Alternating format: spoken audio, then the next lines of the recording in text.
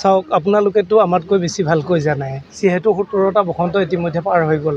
এই 17টা বসন্তত মানুহে কিন্তু শান্তিৰে শুবোৱাটো দূৰৰ কথা, ভাত সাঁজো খাব পৰা নাছিলে। সেই পৰিৱেশ প্ৰমোদ বড়ো ডাঙৰীয়া যেতিয়া আহিলে, এতিয়া আজিলৈকে আপোনালোকে দেখিছে ক'তো এটা বম ফুটা নাই। মানুহে এটা, ডেৰটা, দুটা, তিনিটালৈকে ঘূৰি ফুৰিব পাৰে। আমাৰ কৰ্মকৰ্তাই কালি ইয়ালৈকে কাম চাবলৈ আহোঁতে আমাৰ সভাপতি ডাঙৰীয়া, যিজন অভ্যৰ্থনা সমিতিৰ সভাপতি ডাঙৰীয়া, তেওঁ 2টা 3টা বজাত আহিছে। এই যে পৰিৱেশটো মানুহে বিচাৰিছে, আৰু বিশেষকৈ প্ৰমোদ বড়ো ডাঙৰীয়াই যিহেতু 26টা জনগোষ্ঠীৰ ভিজন ডকুমেণ্ট যেতিয়া বনালে, সেইটোৱে শান্তিৰ পৰিৱেশ এটা বাতাবৰণ সৃষ্টি কৰিছে। আৰু মানুহখিনিয়ে ভাবিছে, যিহেতু ইতিমধ্যে আপোনালোকে মই এটা কথা ক'ব খুজিছোঁ যে মোতকৈ আপোনালোকে ভালমতে জানে, তথাপিও কৈছোঁ, আদিবাসী যিহেতু ইয়াত প্ৰায় 34,000 সকলোতকৈ হাইষ্ট তেওঁলোকৰ পপুলেশ্যন। সেইফালৰ পৰা ইতিমধ্যে তেওঁলোকৰ ফালৰ পৰা কিন্তু ইতিমধ্যে জিতু কিষাণ কংগ্ৰেছৰ পৰা জিকিলে, আৰু আপোনাৰ শ্যাম চুন্দি দুবাৰকৈ EM হ'ল, আকৌ দীপক বড়ো হ'ল।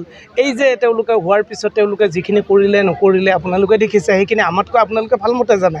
সেইখিনিত তেওঁলোকে যিখিনি পোৱা নাই, সেইকাৰণে স্বতঃস্ফূৰ্তভাৱে মানুহখিনিয়ে ওলাই আহিছে।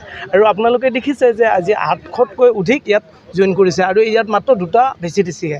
আমাৰ যিহেতু 12টা VCDC আছে, আৰম্ভণিহে এয়া। আৰু এতিয়া আমাৰ এনেকুৱা হৈছে, আমি গাড়ী দিব পৰা নাই। আমাৰ তাৰমানে জইনিং অকণমান কম আছিলে, কিন্তু যোৱাকালি এনেকুৱা হৈছে, আজি মোক আহোঁতে মোক কৈছে, ছাৰ গাড়ী 3খনমান দিয়ক, আমাৰ মানুহ আহিবলগীয়া আছে। হঠাৎ তাৰমানে প্ৰগ্ৰাম তেওঁলোকে ইমান আগবাঢ়ি আহিছে ৰাইজখিনিয়ে, আৰু তেওঁলোকক সঁচাকৈ আমি শ্ৰদ্ধা জনাইছোঁ, তেওঁলোকক আদৰণি জনাইছোঁ। হয়, আপোনালোকে কথাটো ঠিকেই ধৰিছে। মই যিহেতু ইয়াত কোঅৰ্ডিনেটৰ হৈ অহা প্ৰায় 3 মাহতকৈ অলপ বেছি হৈছে। 3 মাহৰ পিছতে মই ৰাইজখিনিক তাৰমানে যিখিনি আমাৰ দলীয় কৰ্মী হয় তেওঁলোকক আহ্বান জনাইছিলোঁ, ৰাইজে কি বিচাৰে।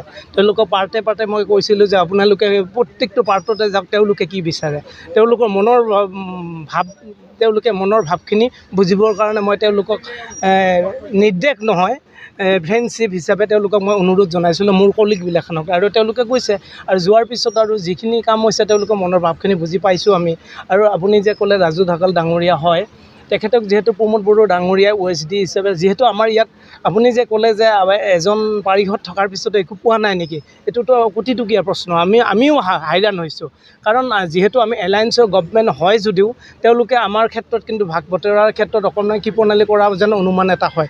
এইখিনি কথা মোৰ নহয়, পাব্লিকৰ। আৰু পাব্লিকে এইখিনি আমাক যেতিয়া ৰিকুৱেষ্ট কৰিলে, আৰু যেতিয়া নেকি ৰাজু ঢাকাল মহোদয়ে আহিল, প্ৰমোদ বড়ো ডাঙৰীয়াও পঠালে, যিহেতু তেওঁ OSD হয়, বিভিন্ন ফালৰ পৰা তেওঁ যিহেতু মানুহে সহায়ৰ এটা বিচাৰিছে, আৰু তেওঁ যিহেতু মানুহজন সঁচাকৈ ৰাজু ঢাকাল ডাঙৰীয়াই যিখিনি মানুহক, মোৰ সমষ্টিৰ মানুহক, মই যিহেতু কোঅৰ্ডিনেটৰ হিচাপে মোৰ সমষ্টি বুলি এইটো কাৰণে কৈছোঁ, তেওঁলোকে মই তেওঁলোকক মই যদিও কোঅৰ্ডিনেটৰ হয়, মই প্ৰত্যেকজন 74,000 মানুহক মই নিজৰ কোঅৰ্ডিনেটৰ, প্ৰত্যেককে এজন কোঅৰ্ডিনেটৰ হিচাপে ভাবিব দিছোঁ, আৰু তেওঁলোকক মোৰ দৰে কাম কৰিবৰ কাৰণে আহ্বান জনাইছোঁ। আৰু সেইকাৰণে তেওঁলোকে বিনা সংকোচৰে ৰাজু ঢাকালক কৈছে মনৰ কথাখিনি, তেওঁলোকৰ প্ৰব্লেমৰ কথা কৈছে। আৰু ৰাজু ঢাকাল ডাঙৰীয়াই য'তেই গৈছে মানুহৰ মনৰ যিখিনি মৰ্ম বেদনা, তেওঁ এজন মানুহতো, মানুহৰ যিবিলাক বেদনা দেখিছে, ক'ৰবাত পানী নাই, তেওঁৰ তাৰমানে 3-4খন গাঁও এটা ডঙৰ কাৰণে